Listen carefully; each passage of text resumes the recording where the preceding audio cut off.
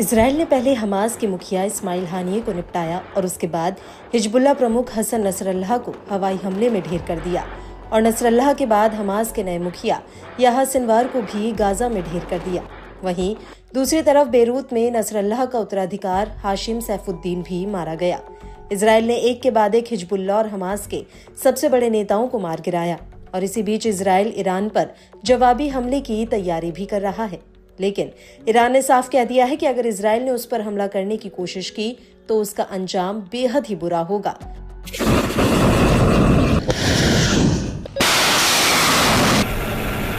और इसराइल पर किसी बड़े खतरे को देखते हुए अमेरिका ने भूमध्य सागर में अपने युद्धपोत पहले ही इसराइल की सुरक्षा में तैनात कर दिए हैं।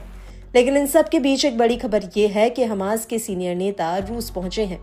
दरअसल हमास के सीनियर नेता मूसा अबू मरजूक रूस की राजधानी मॉस्को पहुंचे, जहां पर उन्होंने रूस के कई बड़े अधिकारियों से बातचीत की।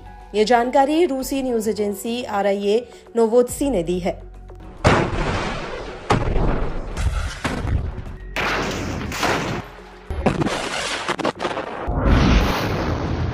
दरअसल हमास के नेता किसी खास मकसद से पुतिन से मिलने गए हैं और वो मकसद गाजा से जुड़ा हुआ है।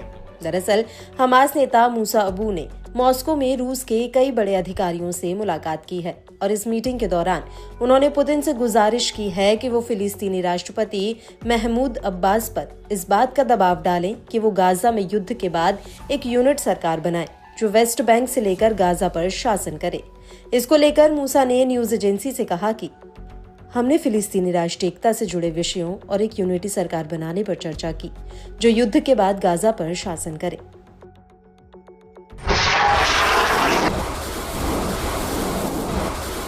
हमास का कहना है कि उसने रूस से कहा है कि वो राष्ट्रपति अब्बास को इस बात से के लिए प्रोत्साहित करें कि वो गाजा में युद्ध के बाद एक संगठित सरकार का गठन करें।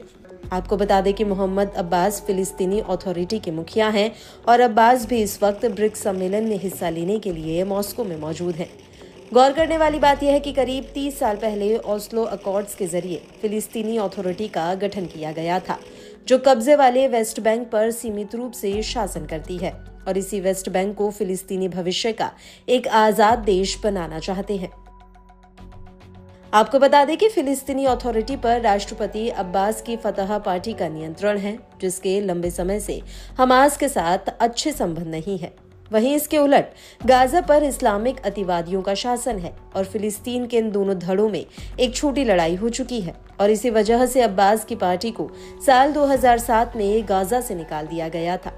वहीं दूसरी तरफ राष्ट्रपति अब्बास खुले मंच से गाजा युद्ध के लिए हमास को जिम्मेदार ठहरा चुके हैं और फिलिस्तीनी अथॉरिटी के अधिकारी मुनीर अल जगूहूब ने भी 14 जुलाई 2024 को सऊदी अल अरबिया को दिए एक इंटरव्यू में कहा था, अगर हमास इजराइल के साथ आमने सामने की लड़ाई लड़ना चाहता है तो वो पहले ही ऐसा उन इलाकों में कर चुका है जहां पर सेना तैनात है और इन जगहों पर नहीं जहां पर नागरिक आबादी है।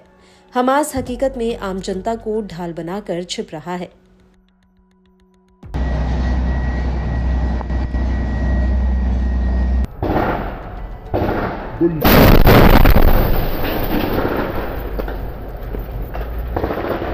आपको बता दें कि मुनीर के इस बयान के बाद हमास आग बबूला हो गया था और हमास के प्रवक्ता जिहाद ताहा ने अब्बास की पार्टी से अल जागूहूब के बयान की निंदा करने की मांग की थी।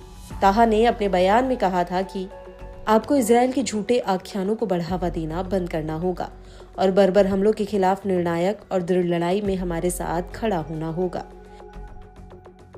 आपको बता दें कि हमास ने कई बार फिलिस्तीनी अथॉरिटी पर इजराइल का पक्ष लेने का आरोप लगाया है, लेकिन अब अचानक से हमास के सीनियर नेता मूसा अबू का पुतिन के पास जाकर अब्बास को गाजा में सरकार के गठने के लिए मनाना इतनी आसानी से गले नहीं उतरता। वहीं दूसरी तरफ इजराइल के प्रधानमंत्री बेंजामिन नेतन्याहू खुलकर कह चुके हैं कि वो नहीं चाहते कि अब्बास गाजा में दखल अंदाजी करे।